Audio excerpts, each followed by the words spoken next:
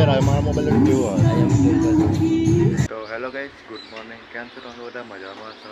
તો ફરીથી પાછા નવા બ્લોગ શરૂઆત કરી દીધી છે અને આજે છે 26મી જાન્યુઆરી અને તમને બતાવું મેં તક બનાવી રહેજો બ્લોગમાં. તો ચાલો આજનો બ્લોગ કરીએ. તો ગાઈસ, ટૂંક સમયમાં જ 26મી જાન્યુઆરી ચાલુ થશે અને તમે બને રહેજો બ્લોગમાં. તમને બતાવું મેં અત્યારે આપણે નિહાળે બેઠા છે અને તૈયારી ચાલુ છે. થોડા ટૂંક સમયમાં ચાલુ કરશે તો બતાવું તમને. ચાલો આગળ કન્ટિન્યુ. ગાઈસ, આપણું ફર્યું તમે જોઈ શકો છો અને આવું કંઈક છે નજારો અને આ બાજુ ચાલે છે હજુ બધું હજુ તૈયારી કરે છે 26મી જાન્યુઆરી હજુ બધું તૈયારી કરે છે. પછી બતાવું તમને બને રહેજો બ્લોગમાં. અને મારી પાસે આવે છે દેખી શકો છો તમે, રંજીતભાઈ પણ આવી ગયા છે.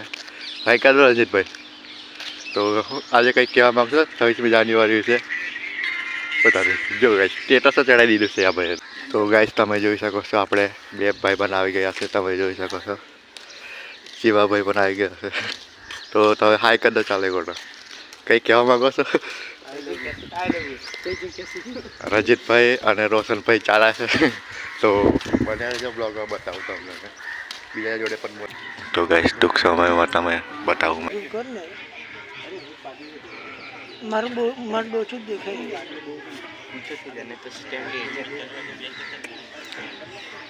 ઉભો થતો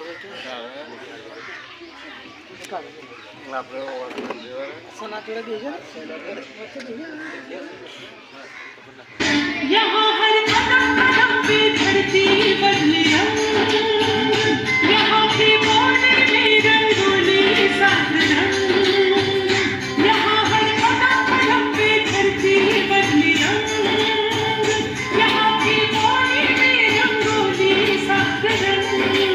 पीला रंगीला रेस में रंगीला,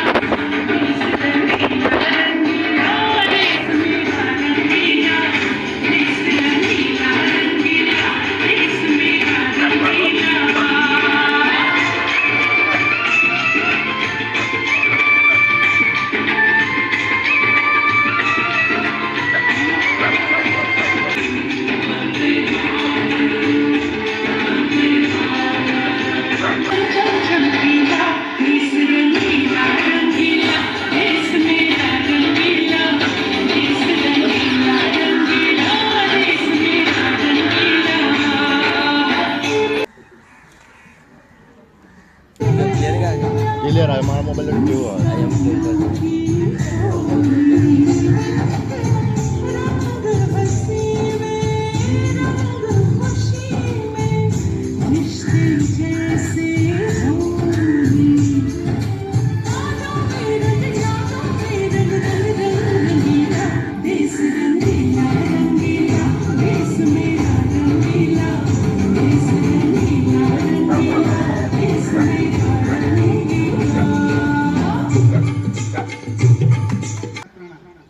આજે 26 જાન્યુઆરી આજે આપણા દેશને 77 વર્ષ પૂરા થયા અને શું કહેવાય કે આપણા આ દેશને આઝાદી અપાવવા માટે હજારો ક્રાંતિકારીઓ પોતાનું જીવનનું બલિદાન આપી દીધું. ત્યારે આપણે આજે આ શાંતિથી આપણે બેઠા છે. આપણે એવું લાગતું હોય કે આપણે જે સમયે જે અંગ્રેજોને અમારી ગુલામી કરી ને ત્યારે તે વ્યક્તિને ખબર હતી કે ગુલામી કેવી હોય. એ પરિસ્થિતિથી નીકળ્યા પછી આપણો દેશ આઝાદ થયો. ત્યારે જવાહરલાલ નહેરુ જ્યારે આઝાદ થયા પછી જવાહરલાલ નહેરુ પહેલા પ્રધાનમંત્રી બન્યા ત્યારે એમને સ્ત્રીએ આચાર્ય સર, મેમ અને વિદ્યાર્થીઓને પ્રજાસત્તાક દિવસની હાર્દિક શુભકામનાઓ. હું જે સ્કૂલમાં અભ્યાસ કરતી હતી એ સ્કૂલમાં મને આજે મુખ્ય મહેમાન તરીકે બોલાવવા બદલ સરનો અને મેમનો આભાર માનું છું. હું જે સ્કૂલમાં અભ્યાસ કરી મહેમાનોને બોલાવવા જતી હતી એ સ્કૂલમાં આજે હું મુખ્ય મહેમાન બની એટલે મને પ્રાઉડ ફીલ થાય છે. હું અહીંયાથી અભ્યાસ કરીને આગળ વધી તેમાં મેમનો અને સરનો મુખ્ય ફાળો છે.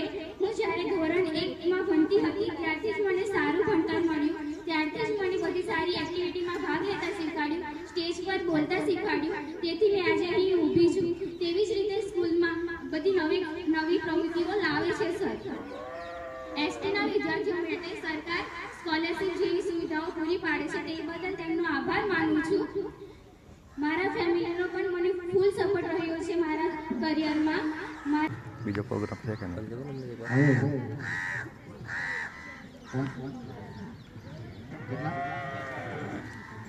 અહીંયા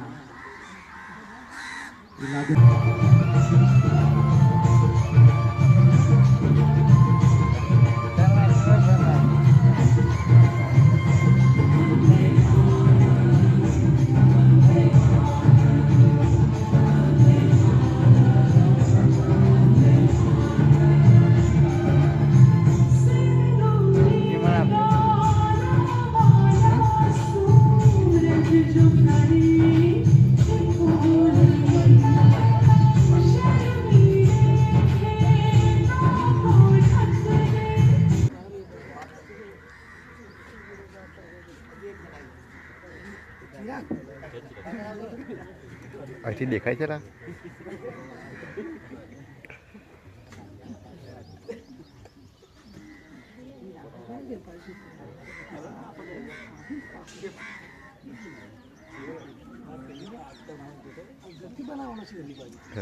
તો ગાઈસ આપણે બ્લોગનો એન્ડ કરી નાખીએ અને આઈ હોપ તમને બ્લોગ પસંદ આવ્યો હશે, થોડો ઘણો બનાવ્યો હશે તો લાઈક કરજો અને ચેનલ સબસ્ક્રાઈબ કરજો નવા નવા બ્લોગ જોવા માટે.